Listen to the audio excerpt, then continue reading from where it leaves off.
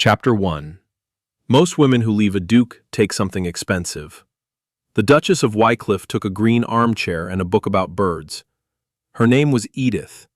She had been Edith Marsden for 26 years, a doctor's daughter from a failing estate, a woman whose hands were work-roughened, and whose dresses were gray, and whose particular talent was holding the world together through the quiet, stubborn act of showing up. 3 weeks ago she had married Hugh Farley, the 5th Duke of Wycliffe, because her family needed it, and because Hugh's great-aunt, Lady Constance Farley, had arranged the match with the patience of a general conducting a difficult campaign. Lady Constance had promised Edith, "a decent man who has forgotten he is a person." The estate needed an heir. Hugh needed a wife. He had agreed to the marriage the way he agreed to everything, with his pen. Edith had expected decency. She had received efficiency. In 19 days of breakfasts, the Duke had not once looked up from his correspondence to see her face. Now she was leaving. She was leaving with a trunk, a chair, and a footman named Sam Pardoe, who was carrying the chair down 2 flights of stairs because she had asked him, and because Sam, who possessed the tact of a startled pheasant, was at least a person who did things when asked, which was more than could be said for the Duke. Sam carried the chair without comment. This was unusual for Sam Pardoe, who commented on everything, including the weather, the quality of the breakfast sausage, and, on one memorable occasion, the precise angle at which his Grace's left eyebrow rose when presented with information he considered unnecessary. Sam carried the chair in silence, because even Sam understood that a duchess packing a single trunk at 2:30 on a Thursday afternoon was not a situation improved by conversation. Edith watched the chair go and felt precisely nothing. This was not because she was numb, it was because she had used up the feeling. 19 days of feeling had produced a deficit, and the deficit had produced a woman standing in a hall with a trunk and a coat and a very clear understanding that she could not remain in this house for one more breakfast. The breakfasts were the problem, not the food. The food was excellent. Mrs. Gale, who ran the household with the emotional warmth of a well-organized siege, ensured that eggs appeared at 7, toast at 1/4 and the Duke at 1/2, and the Duke read correspondence from the moment he sat to the moment he rose, and in between these 2 moments the eggs cooled, and the toast was eaten, and the Duchess was present in the room in roughly the same capacity as the sideboard. The sideboard, at least, held something he wanted. Edith had tried.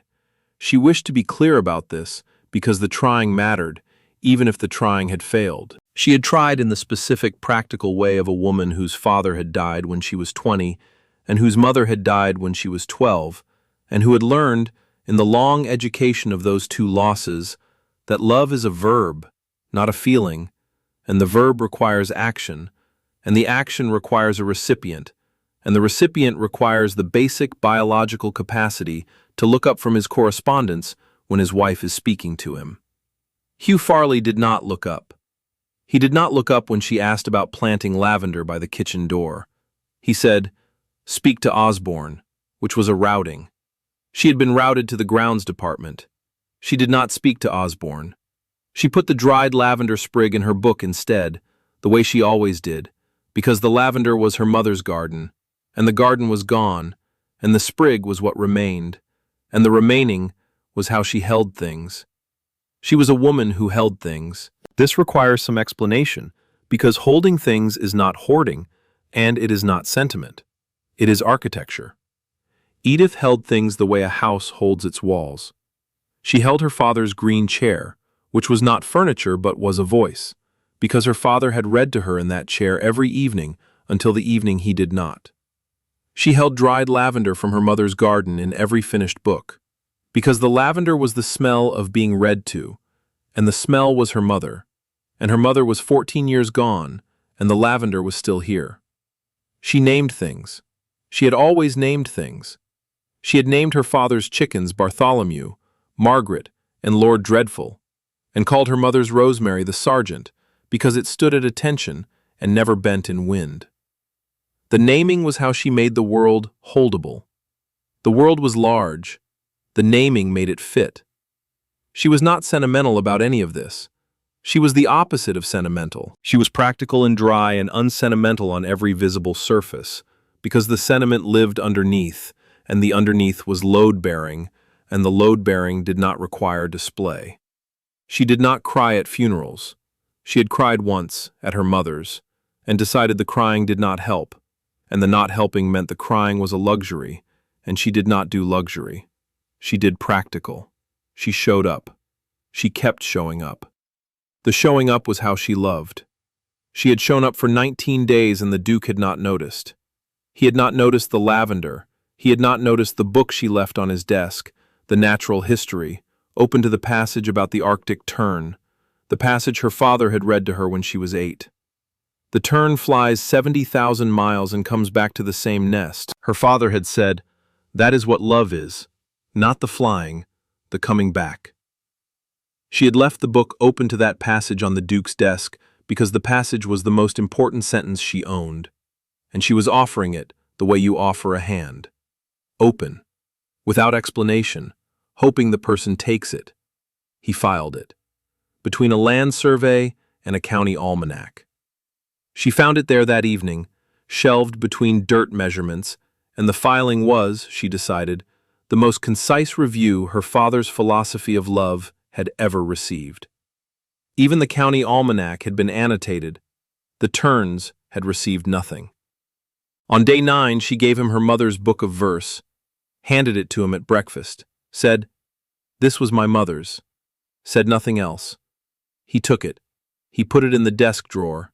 He filed her mother behind a boundary dispute. On day 15, she came to breakfast with a cold. She said, "I think I shall rest today." He said, The was not the problem. The problem was that his eyes did not move. She was sitting across from him, and she was unwell, and he did not raise his eyes from the page to look at her face. And the not looking was, she decided, not cruelty. Cruelty would have required that he see her first and choose to look away. He did not see her first. She was not in the ledger of things he saw. On day 17, she put her hand on his arm at breakfast, reached across the table, touched his sleeve, said, "Hugh." He looked at her hand, not at her face, at her hand. And then he moved his arm, not dramatically, a pulling in. The movement of a man whose arm has been touched and whose body has responded to the touch the way cold iron responds to a match. Not because the match is wrong, but because the iron has been cold for so long it reads warmth as damage. But before the pulling in, before the flinch, there was a thing his face did. A movement so small it might have been imagined. His mouth shifted. Not a smile, not even the memory of a smile. The opening negotiations of a smile, abandoned before terms could be discussed. If she had blinked, she would have missed it. She did not blink. She kept it. She kept everything. She took her hand back. She finished her toast. The toast was very good. She wished to note, for the record, that while her marriage had produced nothing, the toast was impeccable. On day 19, she went to the study. She knocked, because the study was his territory and knocking was what you did at a border. She said, "Mrs. Wardle is very ill. I think you should visit her." Mrs. Wardle was 78. Mrs. Wardle had lived on this land for 41 years. Mrs. Wardle had 2 cups, one chipped and one more chipped, and she called the less chipped one the good cup, and the naming was the reason Edith loved her, because Mrs. Wardle named things the way Edith named things, and the naming was the language they shared. Hugh did not look up. He said, "I shall ask Osborne to look in." She said, "She has lived here 41 years. She has never met you." He said, "Osborne handles tenant matters." She said, "She is not a tenant matter. She is a person." He looked up.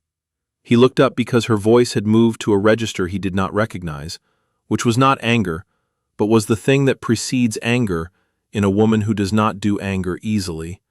The thing was need. She needed him to do this one small, human, holdable thing. He said, "I shall note it." 3 words. He said 3 words and he returned to the page. The returning was him closing a door she had not known was there. She stood in the doorway for 4 seconds. She said, "Right." She left.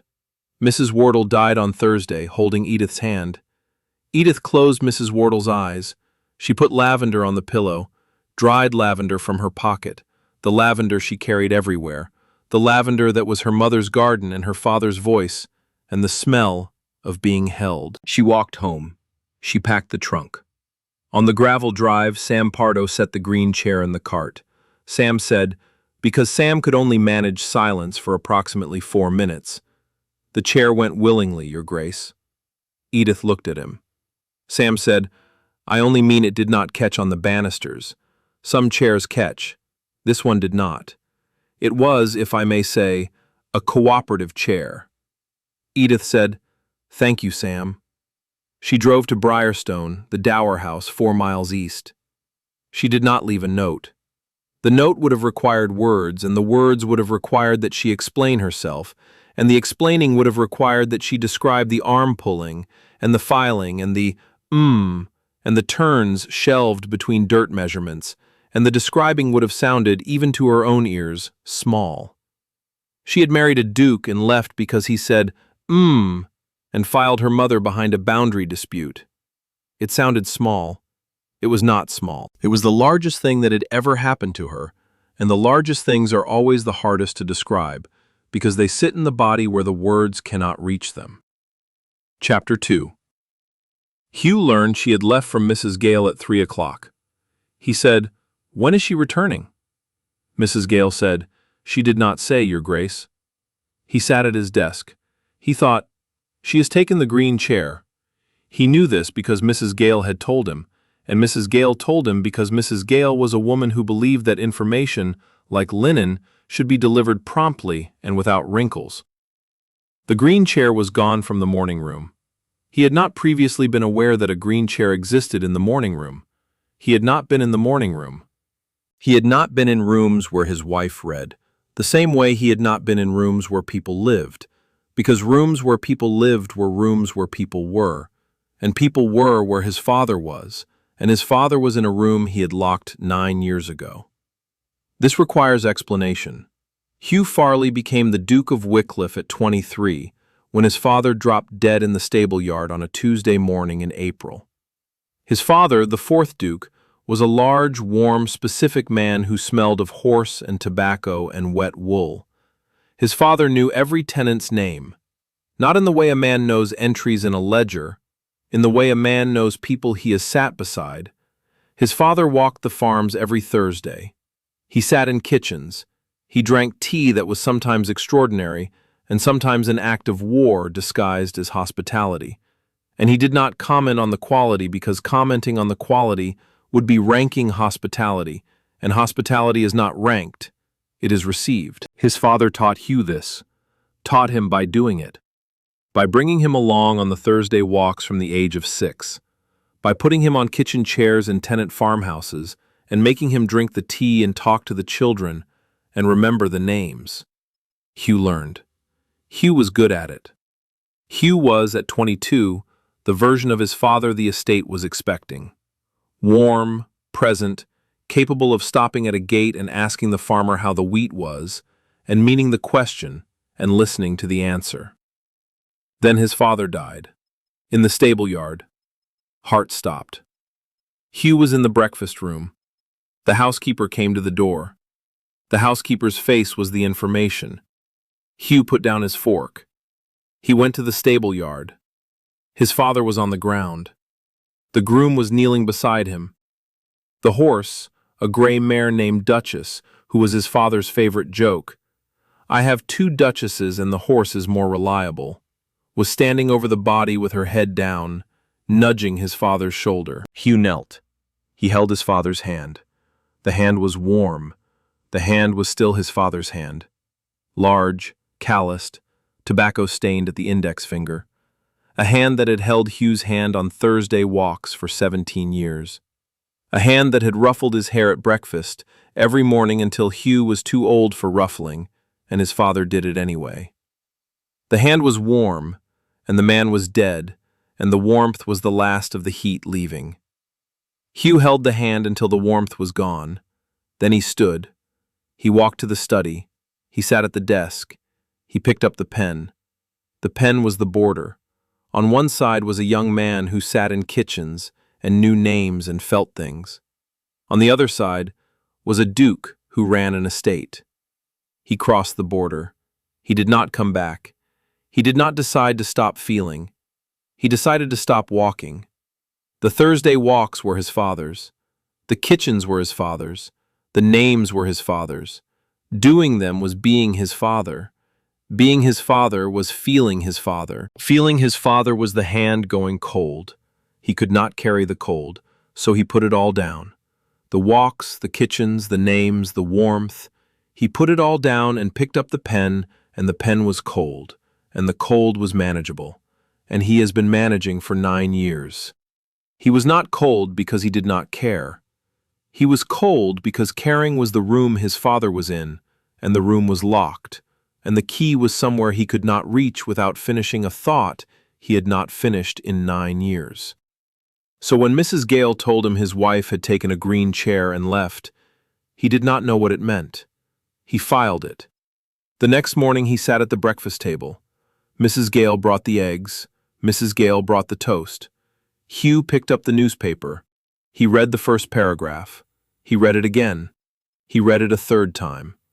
The words were in English, and the English was clear, and the paragraph would not hold because the table was wrong.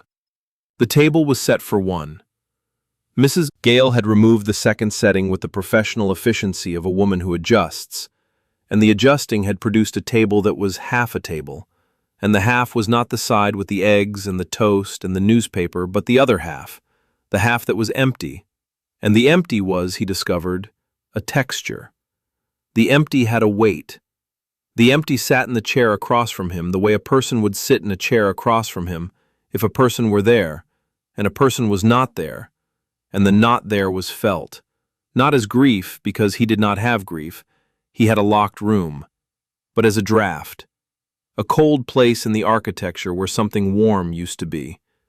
He did not know why the table felt wrong. He had not noticed her at the table when she was there. He noticed her at the table now that she was not. On the second day, he found a lavender sprig on a shelf in the corridor. She had left it. She left them everywhere, the way other people leave fingerprints. The lavender was on the shelf beside a candlestick, and the lavender had no reason to be there, and the no reason was the reason, because the lavender was hers, and the hers was in the house, and the house still smelled faintly of her, and the faintly was fading, and the fading was a thing he did not have a word for, but which occupied the same part of his chest that the draft at the breakfast table occupied. He picked up the lavender. He held it. He put it back. On the third day of the absence, Lady Constance Farley arrived. Lady Constance was 83, 4 feet 11 inches of undiluted opinion, and the 4th Duke's eldest sister. She had survived 3 decades in London society, 2 unsuitable nephews, and a husband whose most notable contribution to the Farley family was dying early enough that she could spend 50 years saying exactly what she thought without consequence. She had been watching Hugh lock the room for 9 years. She had been waiting for the lock to fail. She stood in the study doorway, which was precisely where Edith had stood 6 days earlier, and said, "I see you have managed to lose a wife in under 3 weeks." Hugh said, "She has gone to Briarstone." Lady Constance said, "I know where she has gone. I asked Samuel Pardo, who told me with a level of detail that suggests his future lies in intelligence work rather than domestic service. He told me the chair went willingly. I understand this to mean the Duchess did not." Hugh looked at her. His face did the thing again. The thing it had done at breakfast when Edith touched his arm. The negotiation, the muscles considering a response and then declining to produce one. An almost smile that was also an almost grimace and was also the face of a man whose machinery did not include the parts required for this conversation. Lady Constance said, "Your Uncle Lionel managed 6 months before his wife moved to the West Wing, but she had the excuse of his snoring, which could be heard across 2 counties. What is your excuse?" Hugh said, "She did not leave an explanation." Lady Constance said, "She left 19 days of explanation. You filed them." She turned and walked out. Lady Constance did not wait for responses. Responses were the province of people who had not yet made up their minds, and Lady Constance had made up her mind about everything before most people had finished their breakfast. That evening, Lady Sybil Langton called. Lady Sybil was 30, widowed, beautiful in the specific way of a woman who had been told she was beautiful so many times that the telling had become structural, and she had been the county's settled favorite for Duchess of Wycliffe until Hugh had married a dead doctor's daughter from Marsden Hall without consulting the county's opinion. The county's opinion had not recovered. Lady Sybil brought a covered dish and an expression of grave concern. The covered dish contained a game pie. The grave concern contained Lady Sybil. She said, in the drawing room, in the voice of a woman offering comfort the way a general offers terms, "I heard the Duchess has retired to the country. How difficult for you." Hugh said, "She has gone to Briarstone." Lady Sybil said, "Of course. These situations are not uncommon, you know. A woman of, shall we say, modest background, finding the position rather more than she anticipated. The county understands. We are sympathetic." She said this with the particular warmth of a woman whose sympathy was a map, and the map had an X on it, and the X was the chair she expected to occupy once the current inconvenience had been resolved. Hugh did not notice. Hugh did not notice because noticing would require the mechanism, and the mechanism was off. We will take a very short break. If you do not want to miss new stories, please subscribe to the channel. Chapter 3. On the 5th day, Hugh went into the morning room. He did not know why. He went because the corridor led past it, and the corridor was cold, and the room was, he discovered, also cold. Mrs. Gale had stopped lighting the fire. Not on instruction, on absence. The fire was lit for her Grace. Her Grace was not here. Unused rooms do not get fires. It was the most devastatingly logical sentence the household had ever produced. He stood where the green chair had been. The carpet had 4 small dents, 4 shallow depressions where the chair legs had sat. The dents were the physical evidence of a woman sitting in a chair reading for 19 days. The dents were the most personal thing in the room. The dents were hers. He stood on the dents. He did not know why. He stood where she had sat. He found the book of verse that evening, not the natural history. She had taken that. The book of verse was in his desk drawer, behind the boundary dispute, where he had put it on day 9. He took it out. He opened it. The pages were soft from handling. Not his handling, her mother's. Her mother had held this book. The pages smelled faintly of lavender. Of course they did. Everything she touched smelled of lavender, because the lavender was how she carried her mother, and the carrying was what she did, and the carrying was love, and he had filed love behind a boundary dispute. He read a poem. He did not read poetry. He had not read poetry since his father. His father had read Cowper in the evenings, aloud, and the reading aloud was the sound of the house when the house had a person in it. The reading stopped when his father died. The silence that replaced it was the silence of the machine, and the machine had been running for 9 years. The poem was short. The poem was about a garden in October. The poem was not the point. The point was that he was reading it because she had given it to him, and the giving was a hand extended. Like the hand on his arm at breakfast. Like the book on his desk. Like the request to visit Mrs. Wardle. Everyone a hand extended. Everyone met with a withdrawal. He sat at his desk holding a dead woman's poetry book, and the holding was the first time in 9 years he had held something that was not administrative. Then he did the thing he had not done in 9 years. He opened the room. Not a physical room. The room. The room where his father was. The room where the mechanism lived. The room he locked the morning he sat at his father's desk and picked up the pen and crossed the border from person to function. He opened the room, and the grief came out the way water comes out of a dam when the dam breaks. Not gradually. All of it. At once. He put his head on the desk. He cried. He had not cried since the stable yard. He had not cried in 9 years. He cried at his desk with a poetry book in his hand and a boundary dispute in the drawer, and a fire out in a room his wife was not in, and the crying was not dignified. The crying was not ducal. The crying was the sound of a man who had lost his father 9 years ago, and pretended for 9 years that the losing had not happened, and the pretending was over. He cried for a long time, then he stopped. He wiped his face with his sleeve. He put the poetry book in his breast pocket. He walked to the stable yard. He stood on the spot, the cobblestones, the drain, the spot where his father fell.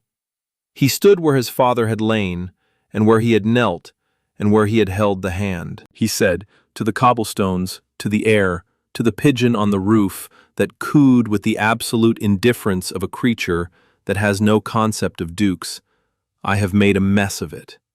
He said, she left, Edith left. She took the green chair and the bird book and she went to Briarstone. She left because I am you without the warmth. I took the desk and the pen and the estate, and I left the rest. I left the Thursday walks, I left the kitchens, I left the names, I left everything you taught me because the everything was you, and you were gone, and I could not do the you without the you. He stood in the stable yard talking to his dead father, and the talking was the room, fully open, the mechanism fully engaged, the grief fully present. He said, I am going to walk the farms, on Thursdays, the way you did. The following Thursday he walked. He walked to the Palmer farm first. He knocked. Mr. Palmer opened the door with the expression of a man seeing a ghost. Hugh looked like his father. He had always looked like his father.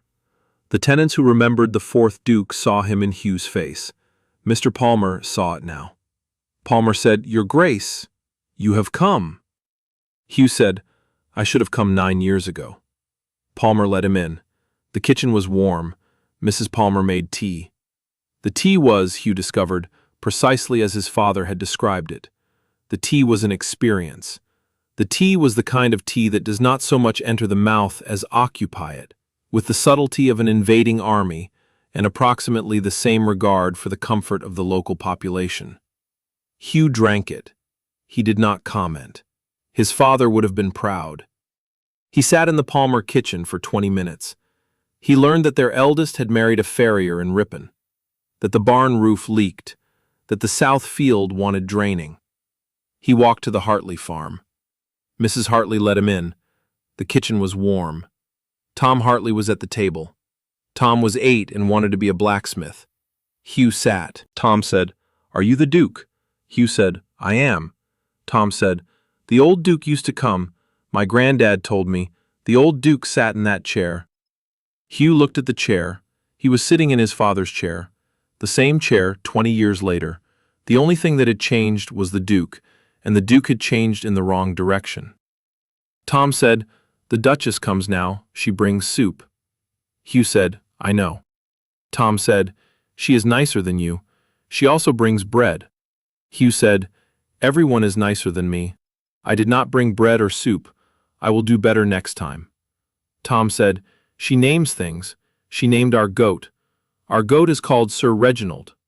Hugh said, That is an excellent name for a goat. Tom said, with the devastating honesty of a child who has not yet learned that honesty and kindness are supposed to cooperate, You do not seem like a person who names goats.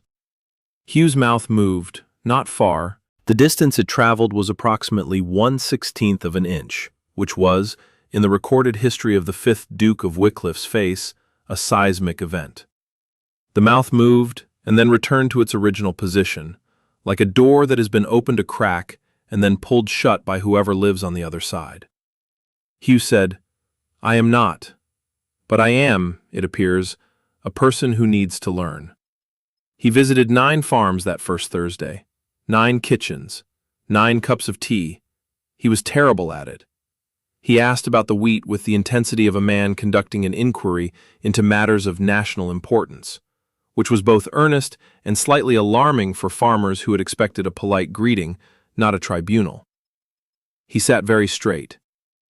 He held the teacup the way other men hold documents. He said, I see, 17 times, which Mrs. Hartley later reported to Edith as rather a lot of seeing for a man who has not looked at anything in 9 years. He walked the farms for 4 Thursdays, 36 kitchens. The tea got no better. His conversation got no worse, which was, he acknowledged, a low bar cleared at minimal height. On the 3rd Thursday, the Warren twins showed him a trick involving 2 identical hats and a confused dog, and the trick was the funniest thing Hugh had seen in 9 years, and the laugh that came out of him in the Warren kitchen was a sound he had not made since his father died, and the sound surprised him the way a muscle surprises you when you use it after years of disuse, painfully, wonderfully, with the specific shock of a thing that still works.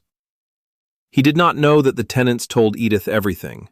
He did not know that Mrs. Hartley walked to Briarstone every Wednesday and reported, with the precision of a field marshal, exactly what the Duke had said, where he had sat, what he had drunk, and how many times he had said, "I see."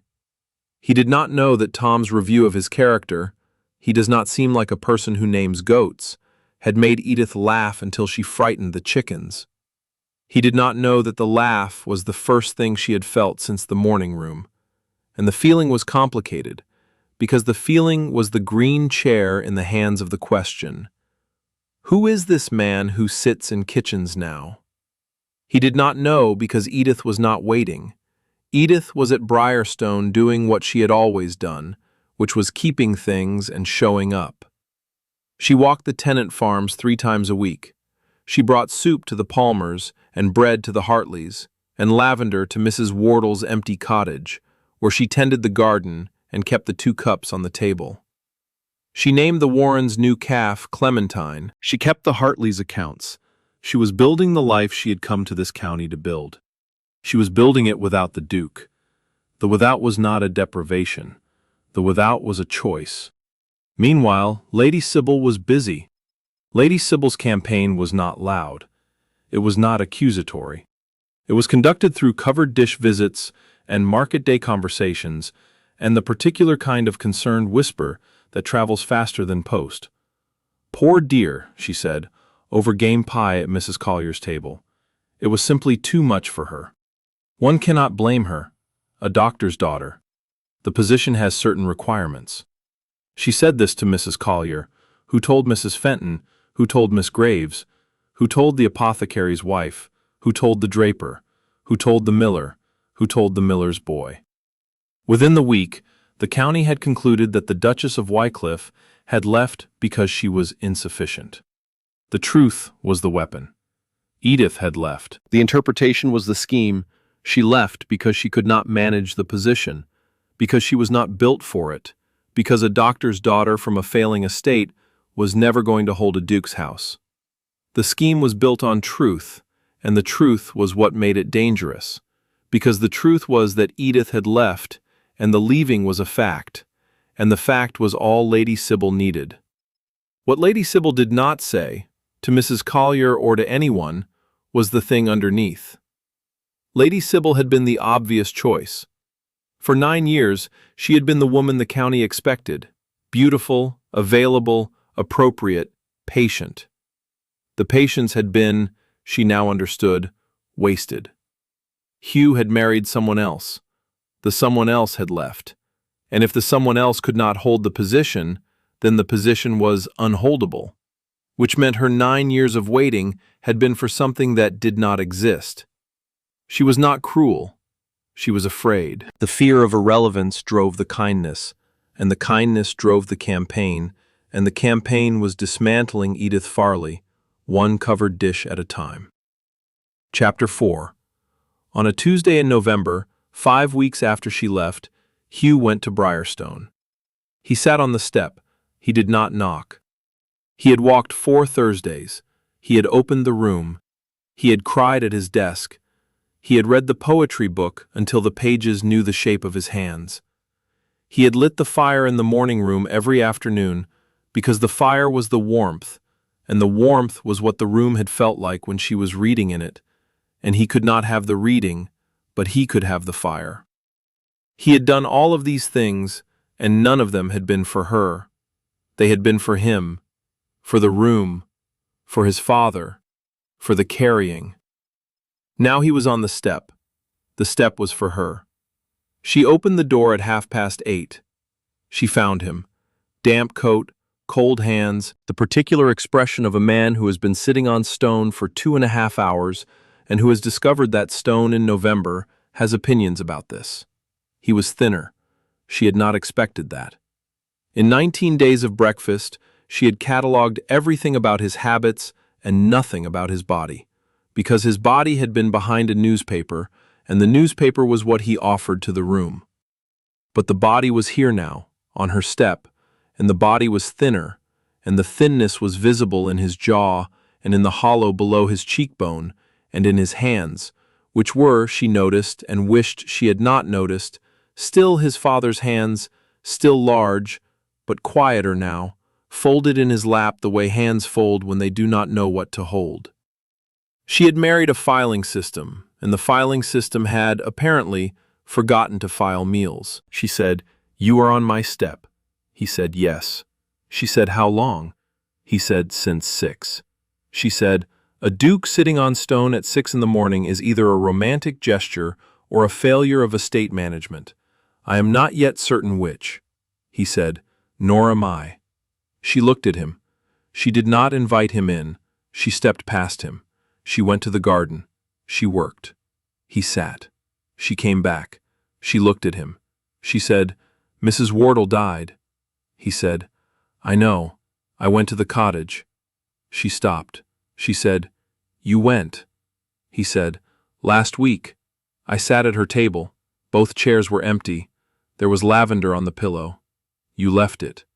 She said, "I always leave lavender." He said, "I know. Your mother's." She looked at him. He had never mentioned her mother. He had never mentioned anything about her that was not administrative. He had mentioned her mother. The mentioning was the room. The mentioning was the mechanism producing an output that was not a routing or a filing or a notation. The output was, "I know about your mother. I know about the lavender. I know about the keeping. I have been paying attention. The attention is late. The attention is here." She went inside. She did not invite him in. He came back the next morning. She opened the door. He was there. She went to the garden. He sat. On the third morning she came out and the garden gate was mended. The gate had been leaning for 2 weeks. It was no longer leaning. The hinge was new. She looked at the hinge. She looked at him. He was sitting on the step with his hands in his lap, and his hands had the particular redness of a man who has been working with cold metal in the early morning. She said, "You mended the gate." He said, "The gate was broken." She said, "I know the gate was broken. I was going to mend it." He said, "I know. I thought I might do it first. Not because you could not. Because I wanted to be useful for something, and the step was not producing results." She went to the garden. The gate swung cleanly on its new hinge. She did not comment on the swinging. The swinging did not require comment. The swinging said everything it needed to say. On the 4th morning it rained. He sat in the rain. She came out. She saw him. She went to the garden. She worked in the rain. On the 5th morning she brought him tea. She did not sit. She handed him the cup and their fingers touched on the earthenware, his cold, hers warm, and the touching lasted approximately 1 second, and neither of them mentioned it, and both of them felt it, and the feeling was the first time their skin had met since day 17, and the meeting was, for 1 second, the whole of the argument. On the 6th morning she came out and sat on the step beside him. She did not speak. He did not speak. They sat. The not speaking was the first comfortable silence they had had. In 19 days of marriage, every silence had been an absence, a failure, a man reading and a woman not being read. This silence was not an absence. This silence was 2 people sitting on cold stone in the early morning and not needing the sitting to produce anything. The sitting was enough. The enough was new. At 8:30 on the 7th morning she came back from the garden. She said, "You should come in." He stood. He followed her. The doorway was narrow. She turned sideways. He turned sideways. For a moment they were close, closer than they had been since the breakfast table, and she could smell rain on his coat, and something underneath the rain that was not soap and not tobacco, but was him, the specific warmth of him, and the warmth was unexpected because she had spent 19 days believing he was cold, and the cold had been the room, and the room was open, and the warmth was, apparently, what lived behind it. She passed through the doorway. He followed. Neither of them mentioned the doorway. The doorway did not require mentioning. The doorway had said everything it needed to say. The kitchen was small. The green chair was in the corner, her father's chair, the voice chair, the chair she had carried from her old life into this one, and then carried out of his house because the house had not deserved the chair. She poured tea, 2 cups. She put one in front of him. He held the cup, his hands around it, his knuckles white. She watched his hands, and her chest did a thing she did not authorize. A tightening, a held breath. The involuntary recognition that a man with white knuckles around a teacup is a man holding on. And the holding on is effort, and the effort is the most human thing she has seen him do. Her body was, she discovered with some irritation, making decisions that her judgment had not approved. She said, "You went to the cottage." He said, "I went to the cottage and I sat at the table and both chairs were empty, and I thought about my father." She looked at him. She did not know about his father. She knew the 4th Duke had died. She did not know about the stable yard, the hand, the pen, the border, the room. He told her. He said, "My father died when I was 23, in the stable yard. I was eating breakfast. I held his hand. The hand went cold. I went to the study. I picked up the pen. I have not put the pen down in 9 years." She held her tea. She did not speak. She was hearing his voice. She had heard his voice before, at breakfast, issuing routings and notations. But the voice at breakfast was a machine voice, a function voice, a voice produced by the same mechanism that produced the and the filing. This voice was different. This voice was lower and rougher and had the quality of a thing that has been stored in a dark room and is being brought into light for the first time. And the light hurts it, and the hurting is audible. She leaned forward. She did not decide to lean. Her body leaned because the voice was pulling, and the pulling was the first time in 19 days and 5 weeks that anything he had done had pulled her toward him rather than pushed her away. He said, he walked the farms, every Thursday. He sat in kitchens. He knew every name. He drank the Palmer tea, which he called an act of war disguised as hospitality. He taught me. He took me with him from the time I was 6. And then he died, and I stopped. I stopped because the walking was his, and the kitchens were his, and the names were his, and doing them was being him, and being him was feeling him, and feeling him was the hand going cold, and I could not carry the cold. I locked the room. I locked the room where the feeling lives, and I have not opened it in 9 years. His hands were shaking, not from cold, from the room. The room was open, and his father was in it, and the grief was being shown to another person for the first time in 9 years. And the showing was the most vulnerable thing he had ever done. More vulnerable than the step, more vulnerable than the rain. The step and the rain cost him dignity. The room cost him everything. He said, "The locking is why I said, when you told me you were unwell. The locking is why I filed your book, why I sent Osborne to Mrs. Wardle, why I pulled my arm away when you touched me at breakfast. You touched me and the touch was warm, and warm is the room, and the room is my father, and my father is the hand going cold in the stable yard, and I could not let the warm in, because the warm is how you lose people." He paused. He said, with the precise, slightly baffled formality of a man who was attempting to describe an emotion using the only language he had, which was the language of estate management. "I have been conducting, if I am honest, a kind of audit of the damage. The audit has produced findings. The findings are significant. She almost laughed. She did not laugh because the man with the shaking hands and the audit findings was not trying to be funny, and the not trying was what made it both unbearable and exactly, precisely, specifically him. He said, "I am not asking you to forgive the lock. I am asking you to know that the lock existed, and the lock is open now, and the opening is the hardest thing I have ever done." She reached across. She put her hand on his arm. The same gesture, the same arm, the same touch she had tried at breakfast on day 17. The touch he had pulled away from.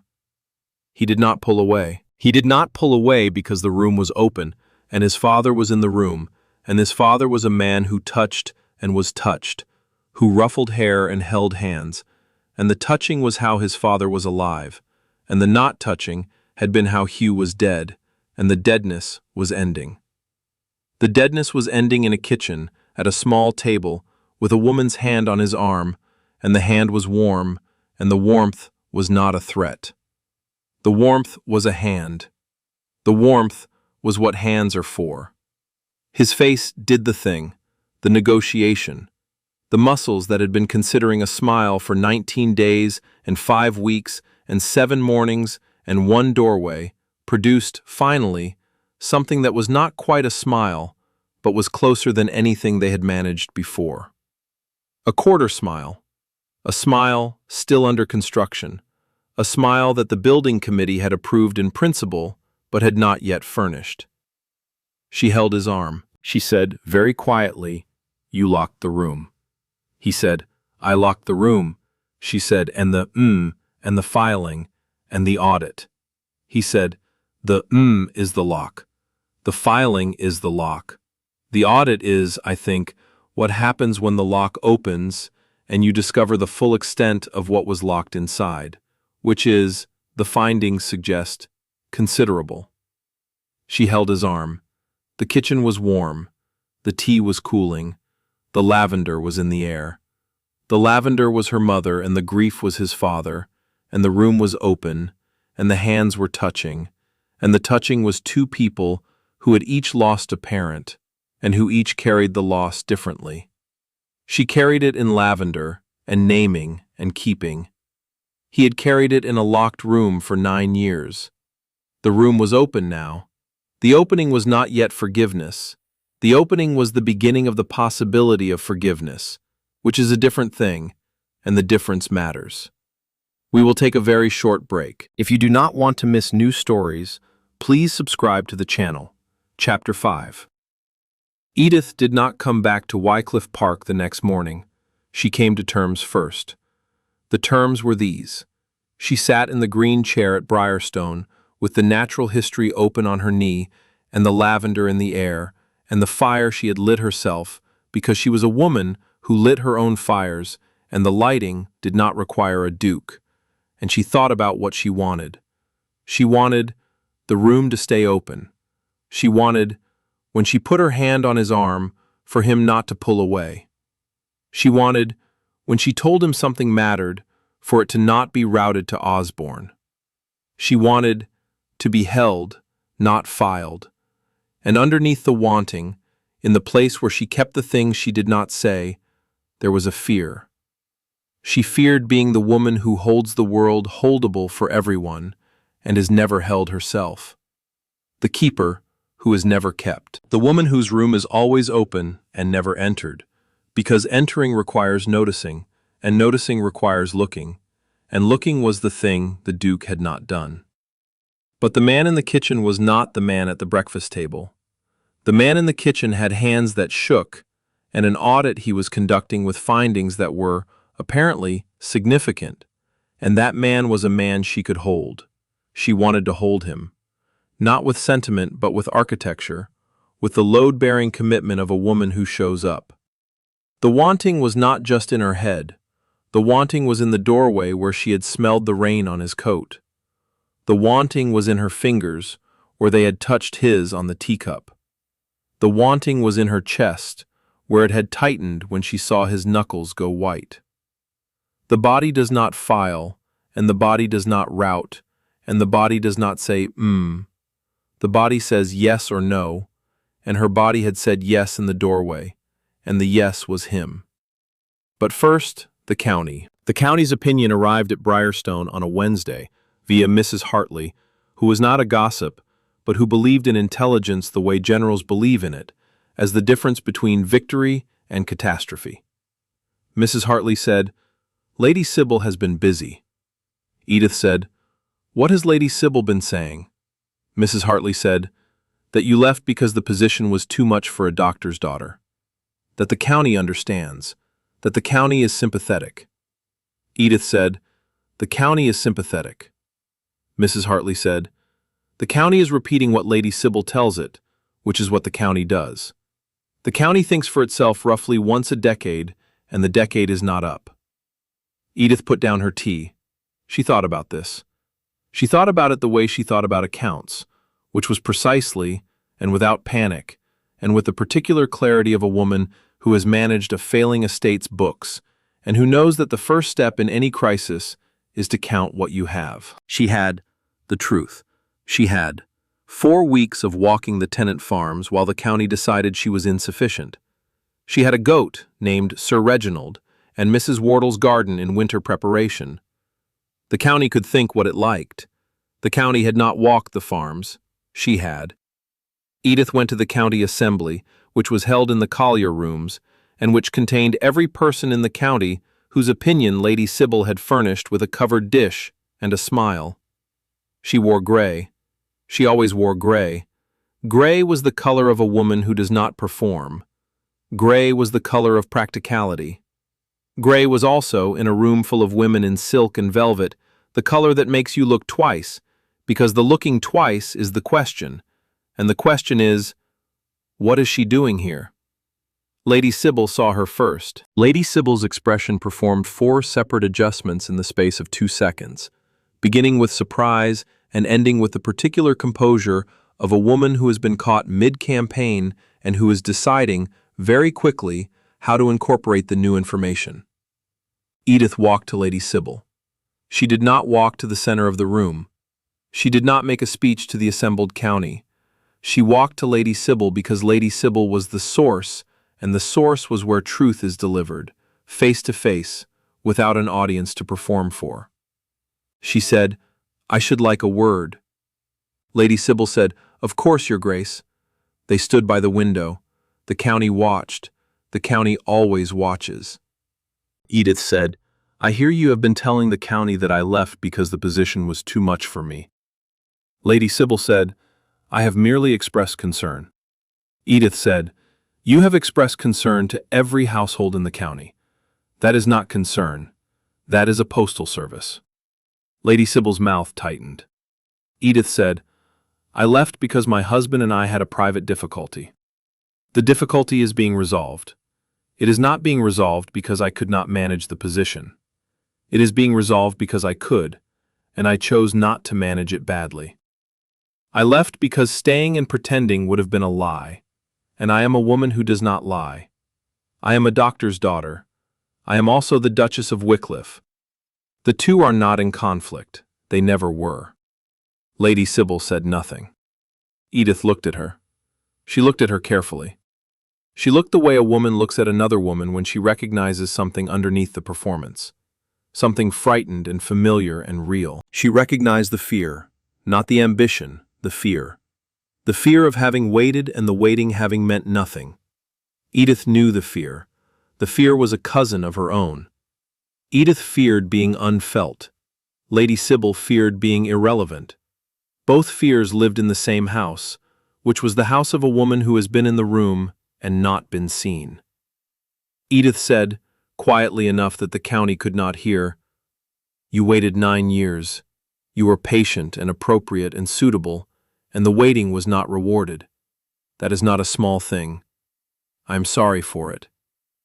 Lady Sybil's composure held, and then, for 1 second, did not hold. The not holding was the flicker of a woman whose greatest fear had been seen by the person she had been trying to destroy. Edith said, "I should like you to call it Wycliffe Park when we are settled, not as a favor, as a neighbor. You know this county better than I do. The county will need managing, and I will need help, and the help should come from someone who has been here longer than 19 days. Lady Sybil said, "You are offering me what, a consultancy?" Edith said, "I am offering you a chair at my table, and a conversation that does not require a covered dish." Lady Sybil looked at her for a long time. Then she said, "You are not what I expected." Edith said, "No, I rarely am." She walked away. The county watched. The county would make up its mind in its own time. The county always did. That evening, Hugh was waiting at Briarstone. Not on the step, in the kitchen. He had let himself in. He had lit the fire. He had made tea, badly, because Hugh approached tea-making with the intensity of a man reading a technical manual for the first time, and the intensity produced results that were, at best, forceful. She came in. She looked at the fire. She looked at the tea. She looked at him. She said, "The tea has a presence. I can feel it from the doorway. It is, if I am not mistaken, conducting its own audit." He said, "The tea is terrible. I should tell you that before you commit to a cup." She sat. She took the cup. The tea was, indeed, terrible. The tea had the quality of a thing made by a man who understands procedure, but not nuance, which was, she reflected, an accurate summary of the last 9 years. But the tea was also, she noticed, made with both cups, the good cup and the less good cup. He had brought both cups from the shelf, and he had poured into both, and the both was the thing. The both was what mattered. She said, "I went to the assembly." He said, "I know. Mrs. Hartley sent word." She said, "Lady Sybil has been telling the county I left because I could not manage the position." His face changed. The changing was not anger, and it was not shame, and it was something between the two, something that occupied the space where a man who has locked a room for 9 years discovers that the locking has consequences that reach beyond his own study and into the life of a woman who deserved better. He said, "What did you say?" She said, "I told the truth." He said, "Which truth?" She said, "That I left because we had a private difficulty, that the difficulty is being resolved, that I left because staying and pretending would have been a lie. I did not tell them about the room. The room is not the county's business." He looked at her. He looked at her the way a man looks at a person he has seen for the first time, not because he has not looked before, but because the mechanism for seeing has only just been reinstalled, and the reinstallation is producing vision that is sharper and more painful and more specific than anything the machine could manage. He saw a woman in gray who had walked into a room full of people who had been told she was insufficient, and who had told the truth without rhetoric and without performance and without needing him to rescue her or accompany her or stand beside her. He saw a woman who did not need him. He saw a woman who was choosing him, he said, and the saying was the sacred thing, the slowest thing, the thing the entire story had been building toward. You name chickens. You carry lavender for a woman who died 14 years ago. You gave me your mother's book of verse on the 3rd day of a marriage that had given you nothing, because giving is what you do, and I filed it behind a boundary dispute, and the filing is the worst thing I have ever done. She held her cup. She did not speak. Her hand on the table. His hand on the table. The space between the two hands was approximately 4 inches. Neither hand moved. The not moving was felt by both. He said, "You came to breakfast every morning. You came even though the coming produced nothing. You came because you are a woman who shows up, and the showing up is not conditional on whether anyone notices, and I did not notice, and you showed up anyway. And the showing up anyway is the bravest thing I have ever seen anyone do at a breakfast table." He said, "You left a book open on my desk to a passage about a bird that flies 70,000 miles and comes back to the same nest. Your father told you that love is not the flying, it is the coming back. I did not read the passage. I shelved it between a land survey and an almanac. I shelved the most important sentence you own between dirt measurements. You offered me your father's voice, and I put it next to a county almanac, and the county almanac at least. I annotated. I did not annotate your father. I did not annotate anything you gave me. You gave me your mother and your father and your hand and your name, and I filed all of it. I filed you. You are not a thing that can be filed. You are a woman who names goats and tends dead women's gardens and sits in kitchens and holds the world together. And I filed you. And the filing is, I think, the thing I will regret longest. Longer than the room, longer than the lock. The lock was grief. The filing was a choice. His voice was not steady. His voice had the quality of a thing being used after years of disuse, the same quality as the laugh in the Warren kitchen, a muscle that works but works painfully. He said, I am trying to come back. I have been gone for 9 years. I went to the desk when my father died, and I have been at the desk since. And the desk is not the nest. The desk is the flying. The desk is the 70,000 miles. The nest is a kitchen table with 2 cups. The nest is the green chair and the light. The nest is you. The 4 inches between their hands on the table. She looked at the space. He looked at the space. The space was the whole of the question. She said, I married you because my family needed it. I stayed 19 days because I wanted to see if the needing could become something else. It did not become something else. You filed my mother. You shelved my father. You said, to my face without looking at it. I left because I am a woman who keeps things, and I could not keep a man who filed me. She paused. She said, but I kept the 19 days. I kept them the way I keep everything. Every and every routed request, and every morning your eyes did not move from the page. I kept the morning you pulled your arm away from my hand.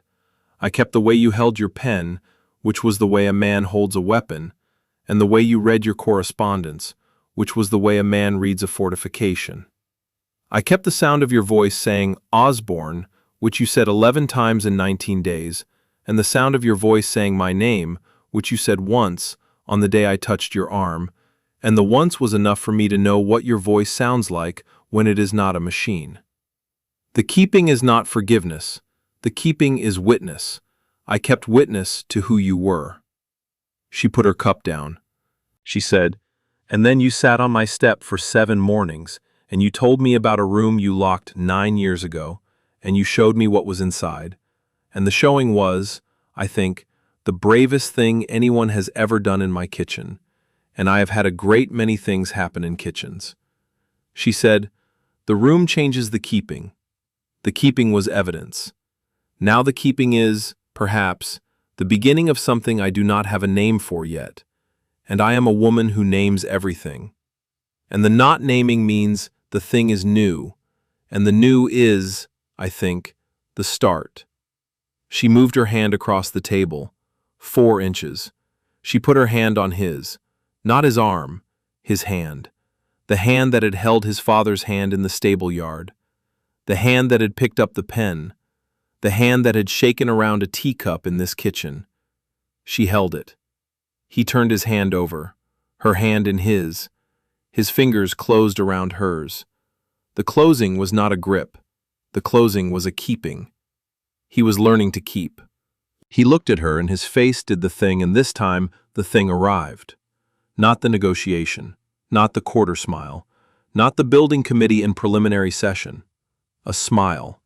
A real, actual, specific smile, helpless and undefended and slightly terrified, the smile of a man who has not smiled in 9 years, and whose face is remembering the shape of it, and whose remembering is, in itself, the bravest thing his face has ever done.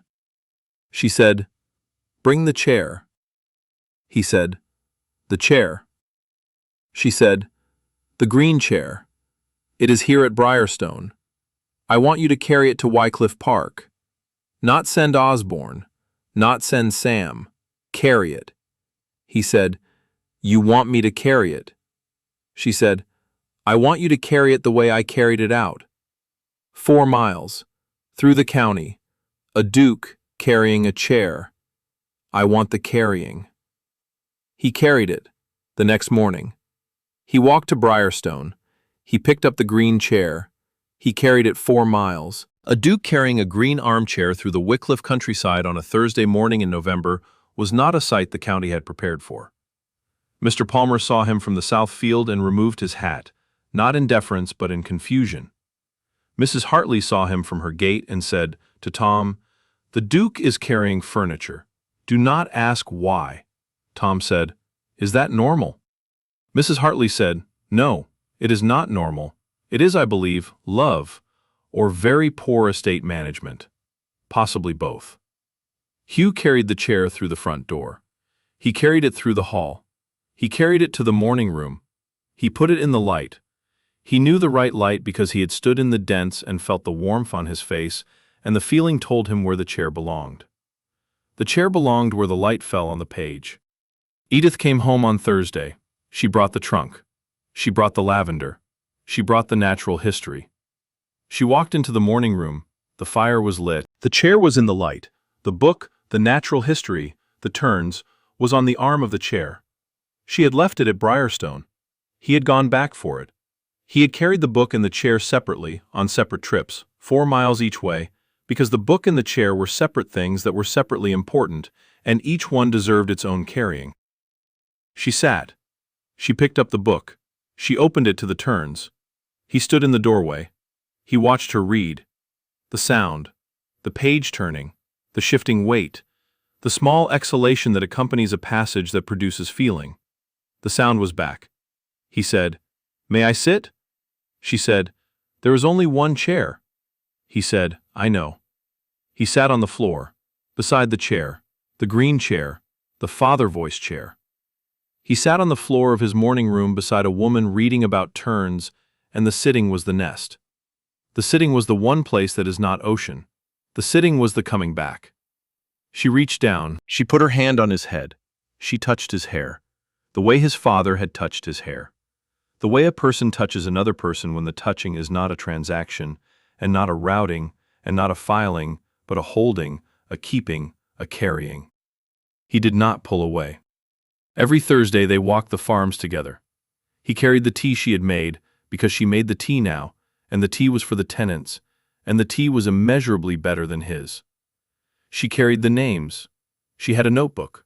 The notebook had every name, every child, every ailment, every goat named Sir Reginald. The notebook was how she held the world holdable. On their first Thursday together they walked to the Hartley farm, and Tom said, "You came back?" And Edith said, "I did." And Tom said, "You brought the Duke." And Edith said, "I did." And Tom said, "He still does not seem like a person who names goats." And Hugh said, "I am practicing." And Tom said, "What have you named?" And Hugh said, with the gravity of a man reporting on matters of state, "The pigeon on the stable yard roof. I have named it Gerald. Gerald is unhelpful and entirely without ambition, but he is consistent, and consistency is, I have recently learned, undervalued." Edith looked at him.